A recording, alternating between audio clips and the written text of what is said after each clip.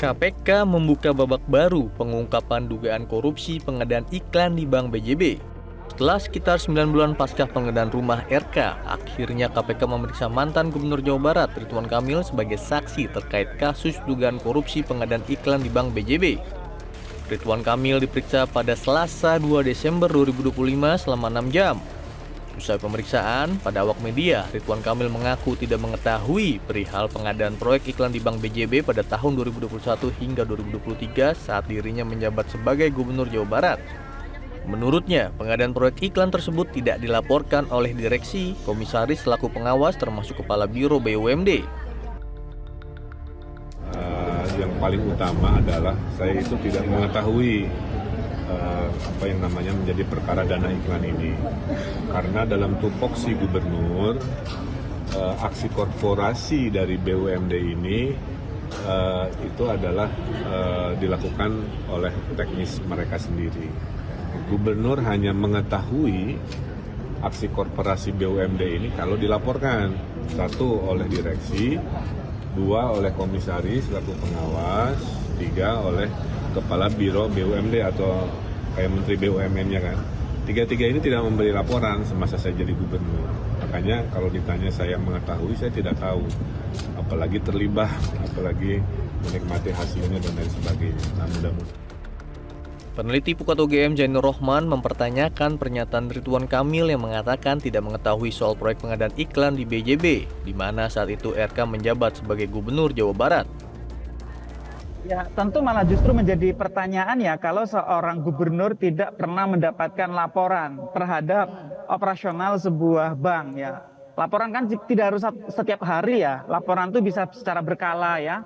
Misalnya dalam kurun waktu tertentu dilaporkan kepada gubernur mengenai bagaimana operasionalisasi dari bank tersebut. Apakah lancar, apakah menguntungkan atau ada kendala, apakah menyumbang terhadap pendapatan asli daerah, apakah juga mendukung pembangunan di daerah, itu kan harusnya dilaporkan ya. Juga kalau ada kendala-kendala, apakah kendala tersebut misalnya berkaitan dengan para pejabat di pemerintah provinsi atau seperti apa, kan harusnya itu ada laporan, Mbak Eva.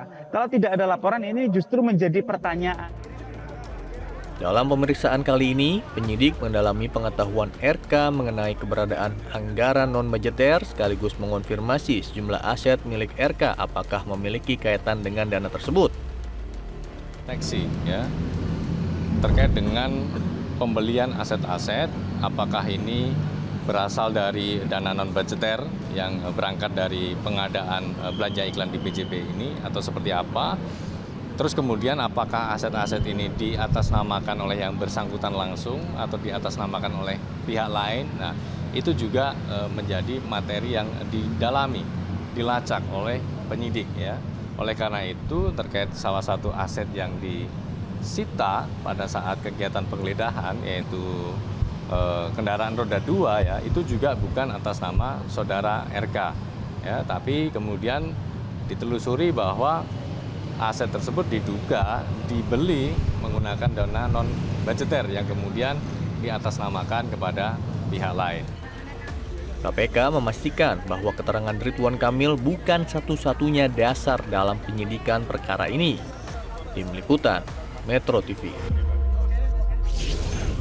Nah, rame itu semua adalah dana pribadi, ya, dana pribadi sendiri, jadi tidak ada hubungan dengan perkara yang dimaksud, kira-kira begitu. Berarti termasuk mobil Mercy yang... Ya, semuanya dana pribadi, Mas. Nanti disita mobil Mercy sama motor gimana? Apa namanya, itu yang menjadi kebenaran yang saya sampaikan. Dana itu kan saya tidak tahu, waktu itu kan beliau masih menjabat, kan ya sudah ya, saya pikir ya beliau ya ada uang gitu ya, banyak uang gitu, tapi saya tidak tahu aliran itu dari Bank BJB, saya tidak tahu, dan saya sudah disurati seminggu sebelum, seingat saya seminggu sebelum tes DNA berlangsung. Jelajahi cara baru mendapatkan informasi. Download Metro TV Extend sekarang.